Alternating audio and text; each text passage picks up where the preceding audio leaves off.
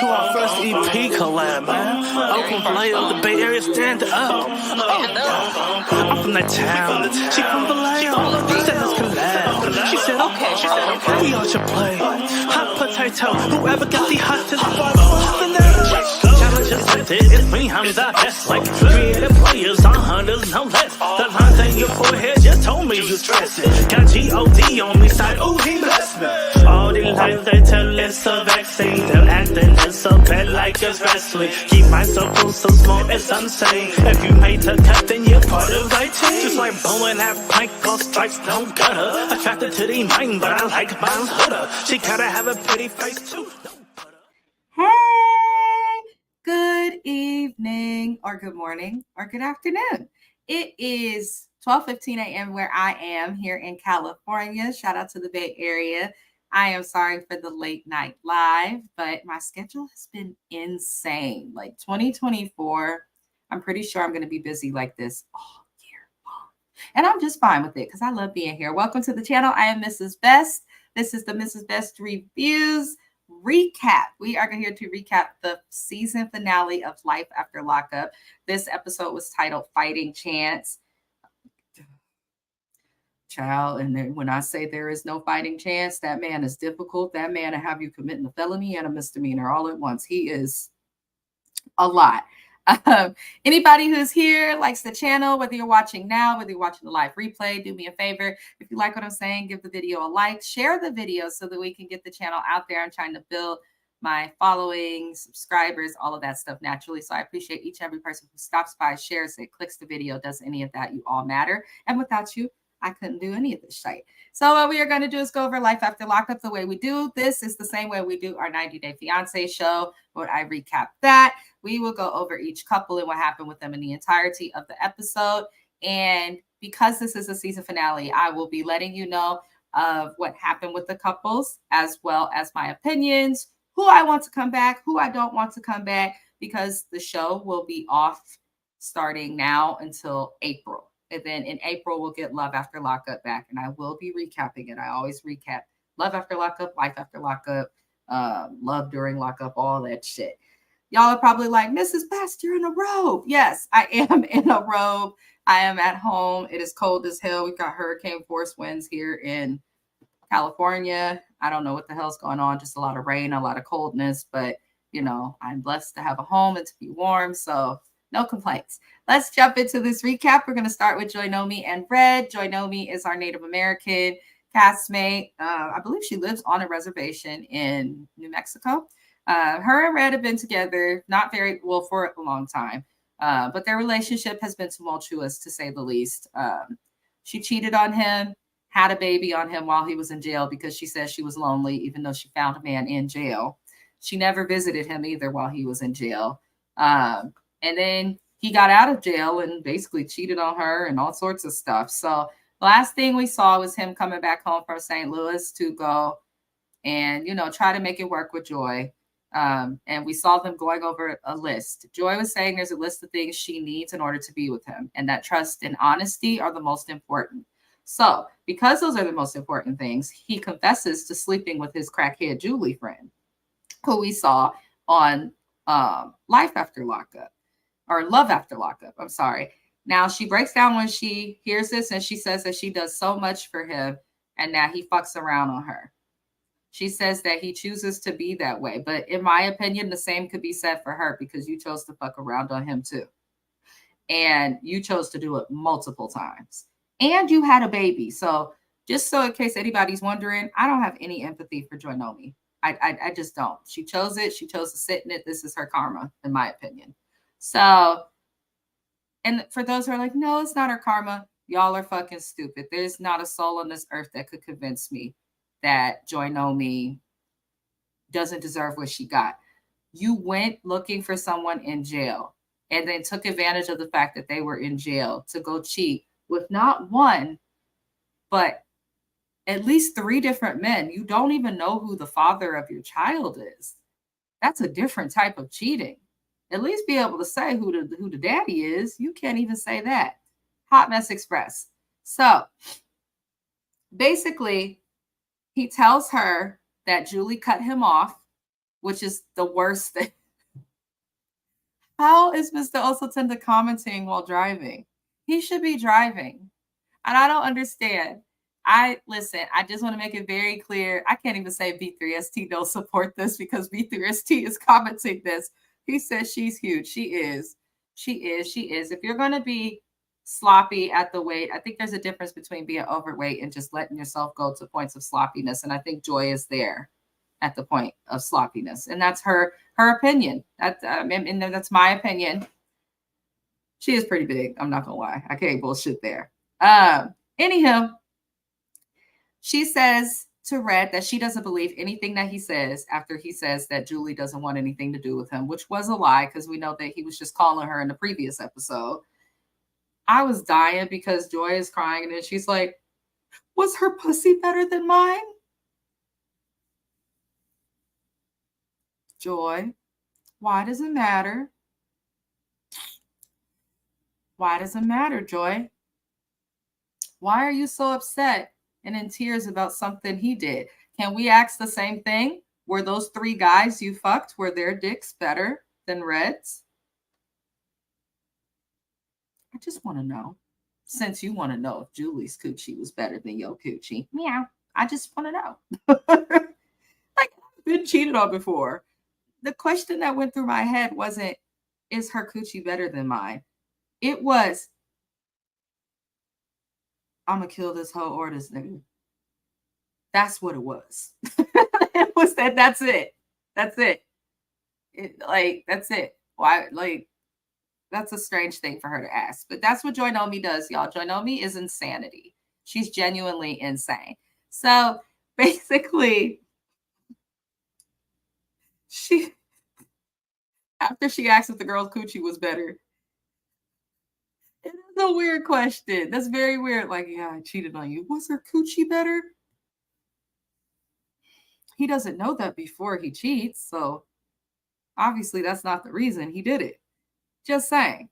Anywho, he then admits to not using a condom with Julie.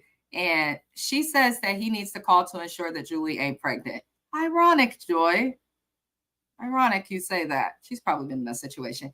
Anyhow, she then basically asked Red to go to a hotel for the night. And fast forward into the show, we see that they are broken up, which we've been known that they were broken up in real time for months because of the lives that they do on TikTok.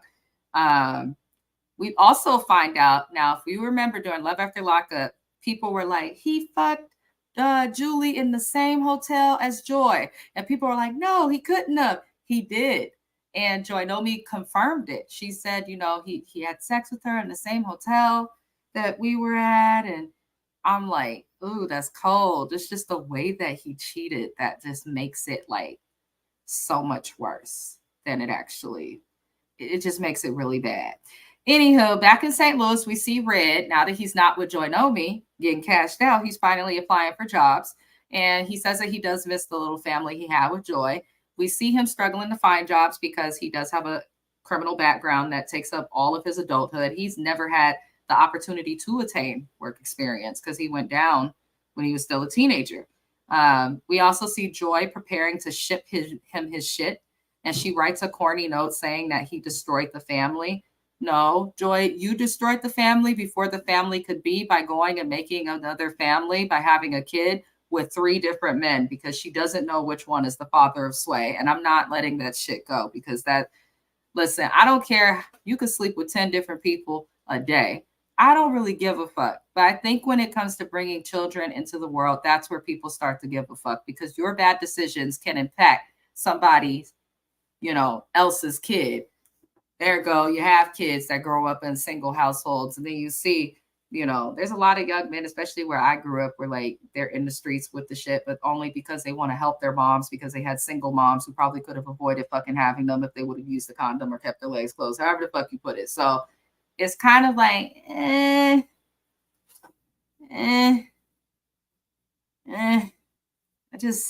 don't like Joy Nomi or Red. And he looked like he stank and he needs a bra. I've been wanting to say that for like the whole season. So I'm saying it now. Anywho, Joy Nomi says she'll never date an inmate again. We'll see. She also says that she wants trust and honesty in her next relationship, but she didn't say that she wants faithfulness because she's probably going to cheat some more. Red gets a phone call from a woman, and we find out that, remember, he's 3 days being broken up with Joy. He has a new girlfriend already, who, from the pictures, it looks like it's Julie. In real time, Julie went to jail and is pregnant or something like that. So I don't know what's going on. But they are broken up, and Red still ain't got no job. That was the update that WeTV gave us for them. So they made good TV. In my opinion, Asante and Renika, rest in peace to Asante. It was Joy Nomi and Red reminded me of Asante and Renika, but like less ghetto. And I mean like the most negative parts of ghetto was Asante and Renika, from the wig to all of that. Check out my recaps. There's playlists full of them. But Joy Nomi and Red were kind of similar, except they were actually able to give ongoing like relevancy for television drama.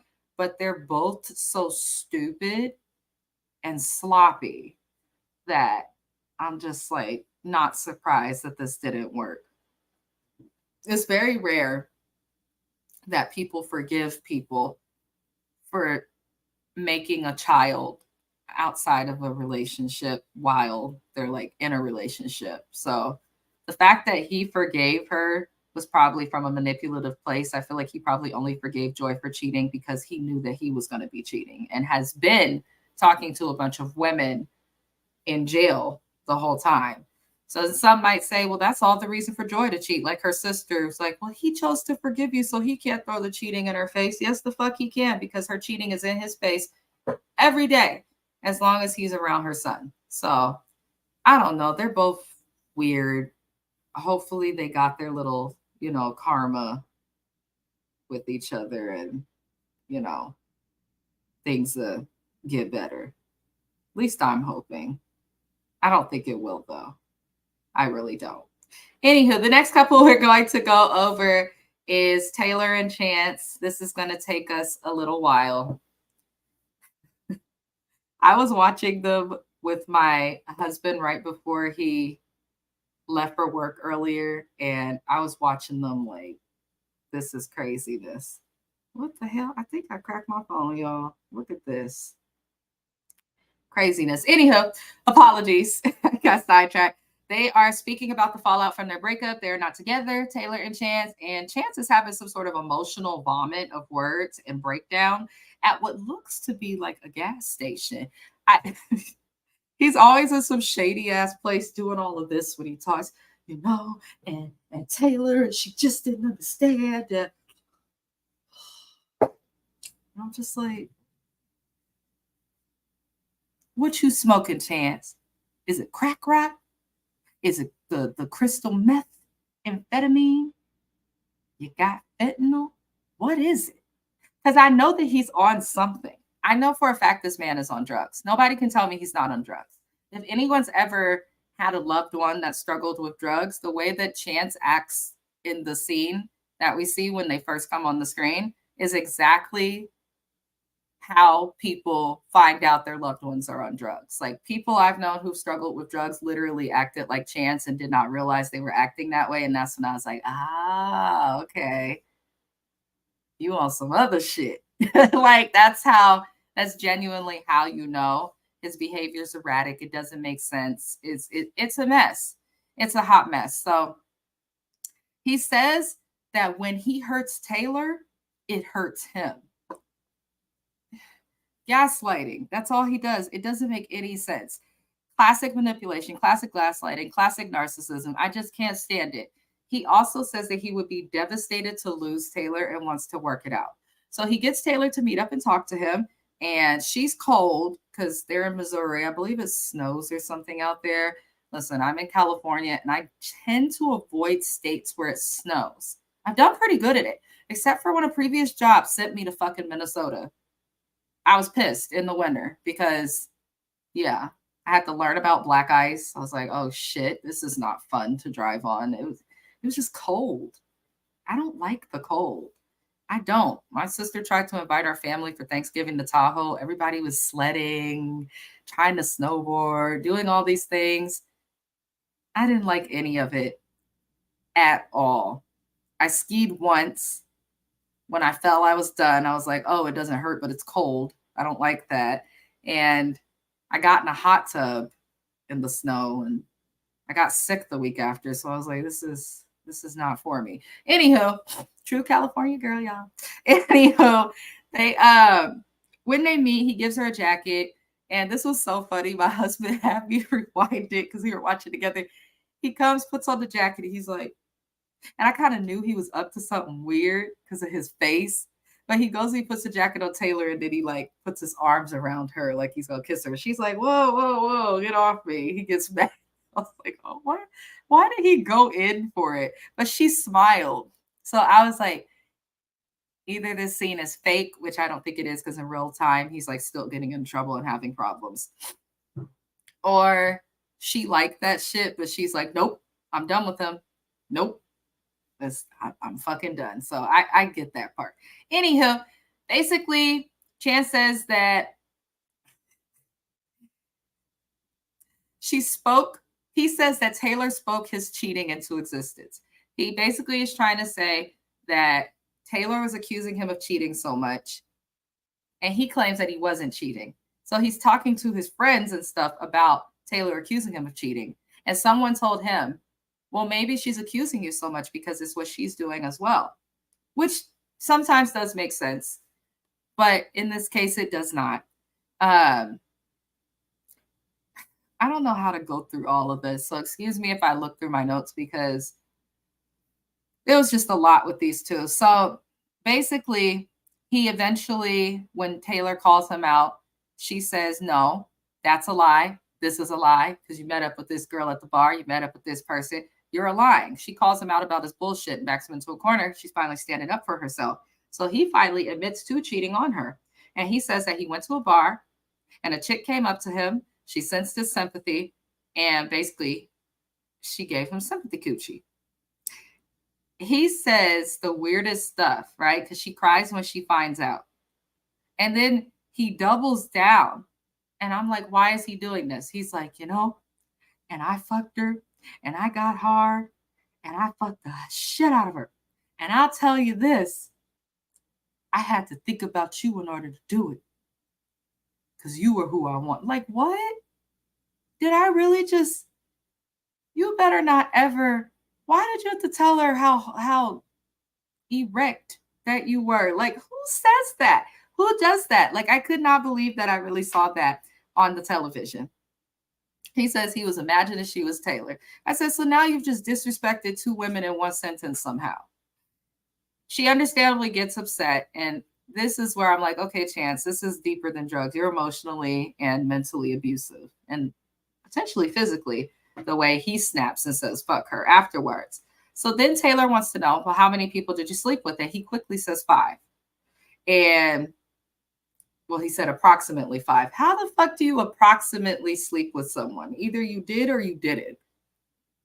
I would be pissed just at that about 5 or approximately 5, just about. Like, no, either you did or you didn't. There's no approximately nothing, no just about. This is not an inference. Either you did or you didn't, Chance. Like, stop playing with us. Anywho. Oh, Lord. She then asked how many of the people she had slept with were men.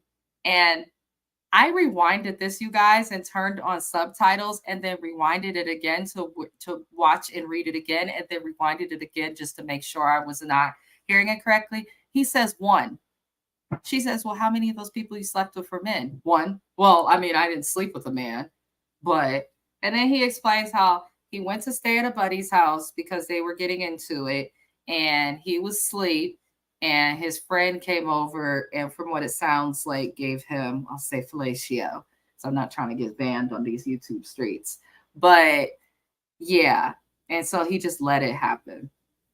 I actually had a girlfriend who had a boyfriend that did that with someone that she knew, which to me is just like, are you fucking kidding me? And listen, I'm going to say it like this, and I want to make it very clear that B3ST Entertainment, Mrs. Best, also Best Entertainment, we are not transphobic, homophobic, none of those things. We support The LGBTQ plus community, we don't really have an issue with them. Hell, I was at Pride just this last year. But we have to speak about this because of Chance. Chance is obviously embarrassed of his interactions with men. What people don't understand is there are still a lot of people who are uncomfortable with homosexuality and who are uncomfortable, talking about it, being that, admitting it, coming out the closet, if you will, however you put it. And it looks like that's what Chance is going through, because I'm going to say this, a straight man ain't going to let you do nothing. If a straight man wakes up and his male friend has his dick in his mouth, they're fighting probably. So if you let that happen, that means you want it to happen. No one's taking advantage of you or nothing. So stop playing, Chance. Chance then says, he is asleep at his house. The man came on to him. He then makes it clear that he did not get off from this. And he says that he was not penetrated. So that makes me think that he probably did the penetrating, because if you were so asleep that you were too tired to stop this person from doing what they did to you, then how do you remember with such a clear mind all that happened, how long it happened, and that you were not penetrated? That's weird. That means that you were aware and cognizant when you did this thing. And nothing is wrong with that. If you want to go put your man part into booty holes, so be it. That's your business. But don't like get with a woman and promise to marry her and all of these extra things just to go put your dick in someone's poop chute. It doesn't work that way. It just does not work that way. That has nothing to do with getting at someone's sexuality. I'm just saying, be honest about it. And I think if people start to be more honest about it instead of hiding from it and all of those things, hopefully that'll help us make some progress with the shit too, because I don't understand. Apologies for the noise. Mr. Best does work odd hours, so he did just get home. I don't usually do recaps at this time. So to anyone like, what's that big black blob in the background? It's the husband. He's gotta come home. So he's here. Anyhow, but yeah, you could just tell by how Chance handled this that he's probably a little embarrassed about that, which, it is what it is. I know that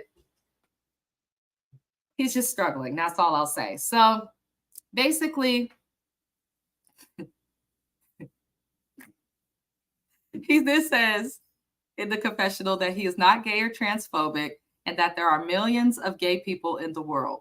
He says, so why would he be upset if he were one of them? I think he was saying that to try and make us think that he wasn't like homophobic or anything, but all it made me think is, you're part of those millions then. All right. So the next thing we see is him in a confessional saying that he does love Taylor when talking to her. He says that he's telling the truth in order to make it right. But then in the very next breath, he says to her, because she's still not having it and is so pissed off, right? He says, you know what? If I leave this park, I'm gone forever. And we'll never be together. So you better make the right fucking choice. And she walks away. She said, fuck you. I would have done the same thing. What do you mean I better make the right choice? You make the right choice. Putting like, what? Who is he talking to? I was watching that like he's out of his mind. He has lost it.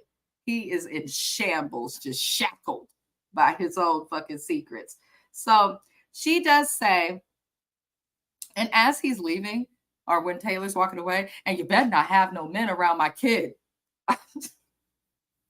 You're never around your kid. So somebody has to be, Chance.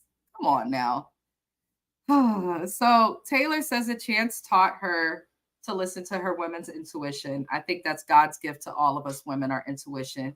Like, my husband will tell you anytime he's done something stupid, like I have known, sensed it, or questioned him on it, like before there was any like thing or inkling for me to like really know. It'd just be like gut feelings, and he hates it. He always says my gut is like damn near makes you psychic a little bit. Let's see your intuition, ladies. Anywho, she says that she's probably going to need counseling after this relationship, and I'm glad she said that because she does. She wants to work on a lot of her traumas. And WeTV gives us the update. They're still single. They have not spoken. And Chance was recently arrested for tampering with a vehicle, trying to break into it. He was also arrested twice for DUIs. I believe once he just was swerved, and then the other time he actually crashed into something or someone. I know he was taking Instagram videos and pictures with some new chick with dirty bath water. The water was as brown as my skin. And I'm a chocolate girl. You can't really tell because my light is doing something stupid, but I'm pretty chocolate, you know? That bath water they were sitting in was darker than me. That just tells me y'all don't shower. I have taken baths with my husband before, and the water did not turn brown. So, and we're both brown. There wasn't even a hue of brown. It looked like sewage, the water they were sitting in. But that's what he wants to do. So he's running around getting DUIs, crashing his car into things, and tampering with vehicles. So I don't know. I think Chance is hurting. I think that Chance is struggling with addiction. I also think that Chance is running from homosexuality. And that's probably why he acts the way he does. He's probably using drugs and shit to cope, to cover up with frustration for him being gay. Chance, if you are gay, we don't care. Just please change your bath water. Leave Taylor alone, be there for your kids, and get a real job. That's all I'm going to say. That's all I'm going to say. So moving on to the next couple. If you haven't done so already, I'd appreciate it if you would like the video. If you're watching the live replay, hi. I appreciate you guys for watching, even when I am not live. I just want to say that.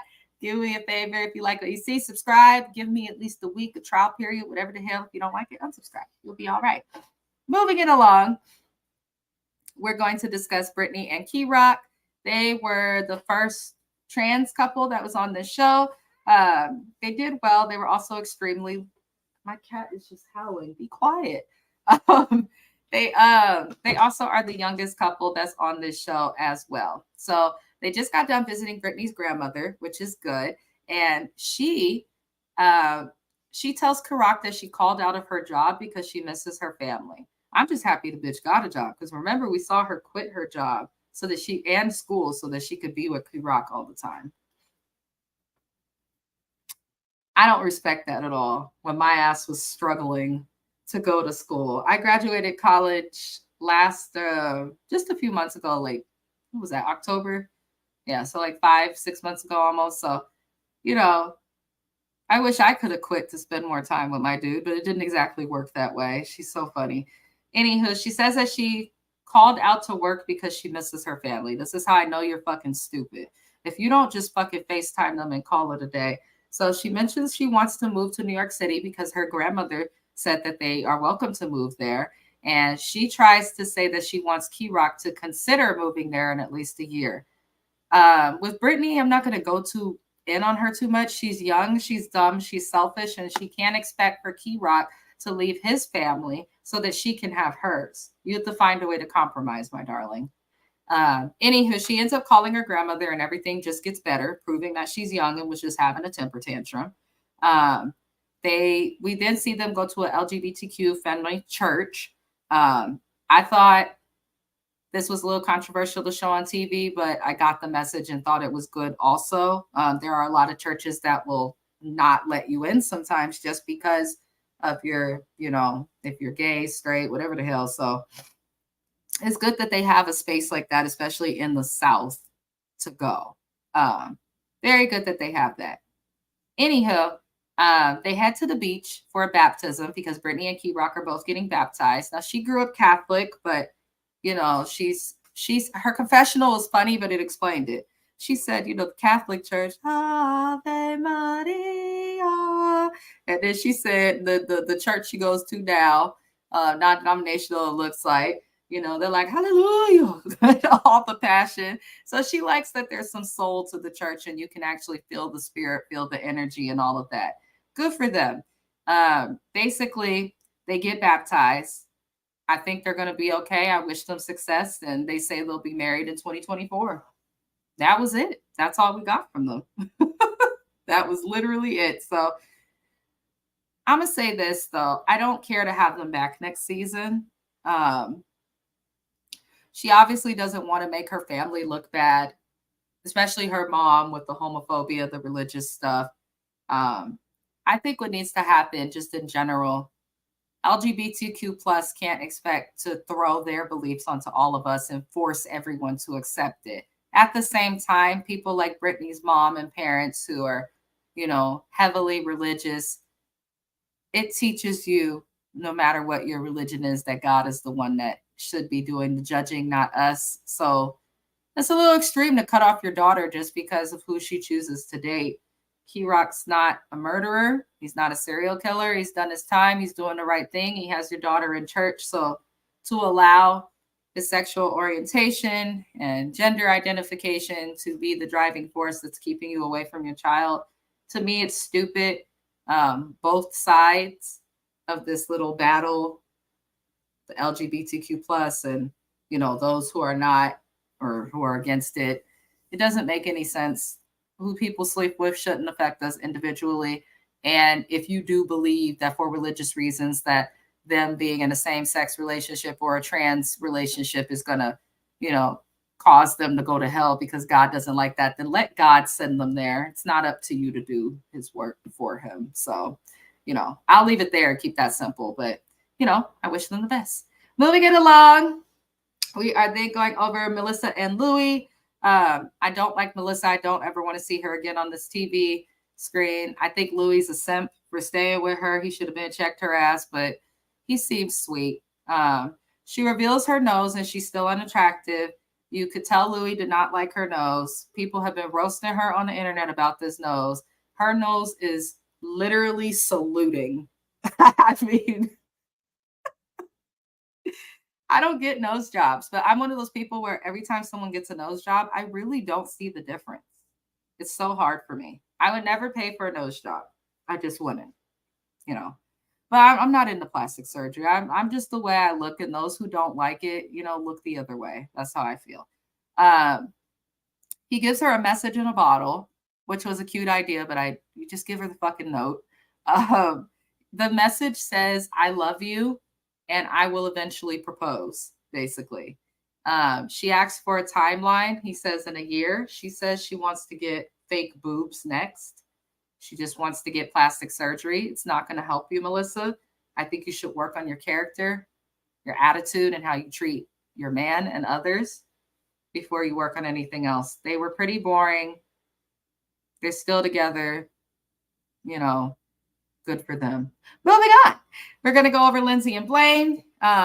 We saw Blaine going off, and this was like a waste of time, them being in this episode. We really did get like a bunch of nothing.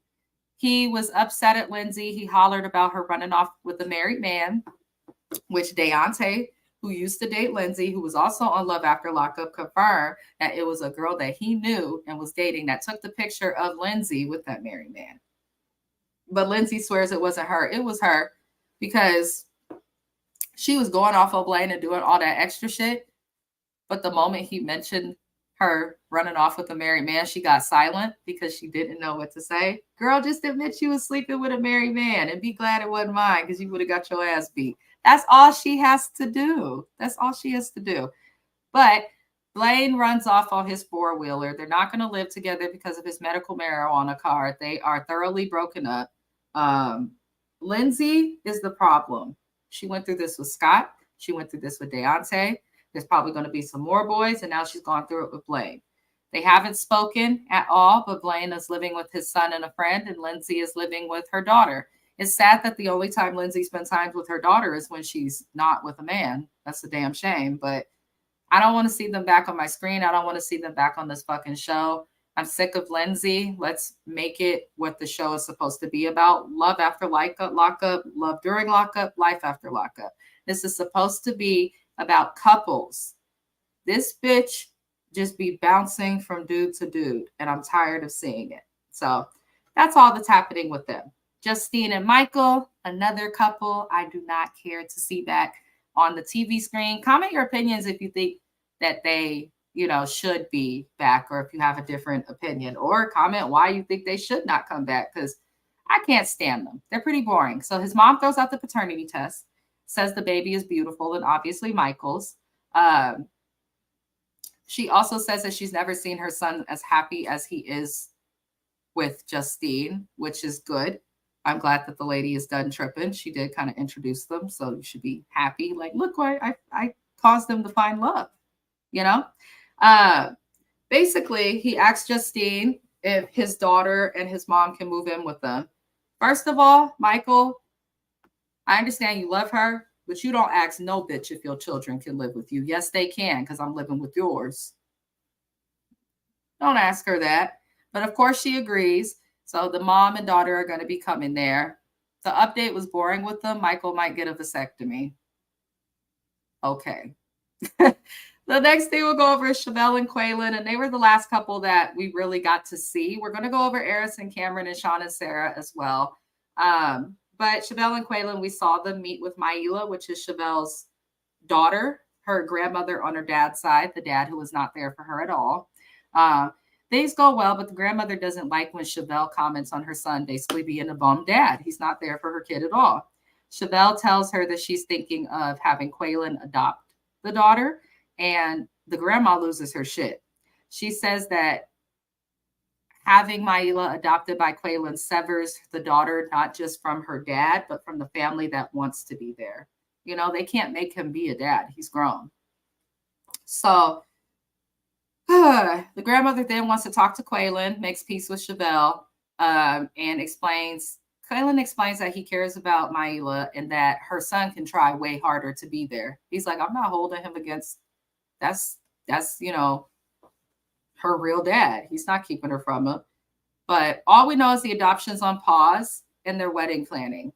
This is why I don't like you, WeTV, because people were commenting that Chevelle's storyline was extremely fake because they seen the grandmas getting along, Chevelle's mom and Quaylin's mom. You say that they're planning a wedding. Your wedding shower happens right before your wedding. Why did she have her wedding shower if she's still planning the wedding? What, like, it didn't make sense. Anywho, that's the update from them. Eris and Cameron had their baby. He did not want to have his daughter born on television. I actually respect them for that and don't blame them. I also don't think they had much of a storyline this season. Though they like to make it seem like Cam is a problem, he's really not. He's just a rapper and a guy who goes to work, takes care of his family, makes his music, and that's that. Not everybody who does music and stuff is going to be drama. And the couples who are boring, like Justine and Michael, Eris and Cameron, let them go live their life. Stop trying to make drama out of nothing. Just let them people live their life. Speaking of Eris and Cameron, or not Eris and Candace, Sean and Sarah, they are really living in that shitty house. We really got no ending to their story at all. I thought we'd see them again. This was the weirdest finale. They didn't even air them. We just saw them destroying, or what is it called? Demoing the house, like destroying it, knocking it down. They say that their new house will be ready in 2025. I'm like, how are you paying to build a new house while also repaying your debt? But whatever the fuck, that is what's going on with them. Overall, this season was okay. I definitely feel like WeTV needs to go back to not the drawing board, but they need to take their time with the next season. Take your time in casting couples. Take your time in screening people, because we're getting a lot of people who bullshit, couples that don't make it. And it would be nice to see some couples make it, even if it means we get different people constantly. I'm okay with that, but give us little updates of the couples that make it. Don't actually, just have people like Lindsay and them and Joynomi and Red, like couples that were just obvious to not make it. Like, I'd rather see people make it sometimes than have the drama. But that is my recap. I appreciate everybody who's watched. Please like the video if you haven't already, just for your lovely updates. The next thing that will happen on my channel will be music reactions. I have multiple music reactions I am working on right now. If you're interested in purchasing a music reaction, you can do that through Fiverr. You can also DM me on Instagram, Facebook, TikTok, Threads, however you can. But other than that, we will have a song review tomorrow night. We have a bunch of artists that we will listen to. And I appreciate everybody for being here, and I will see y'all later. Adios.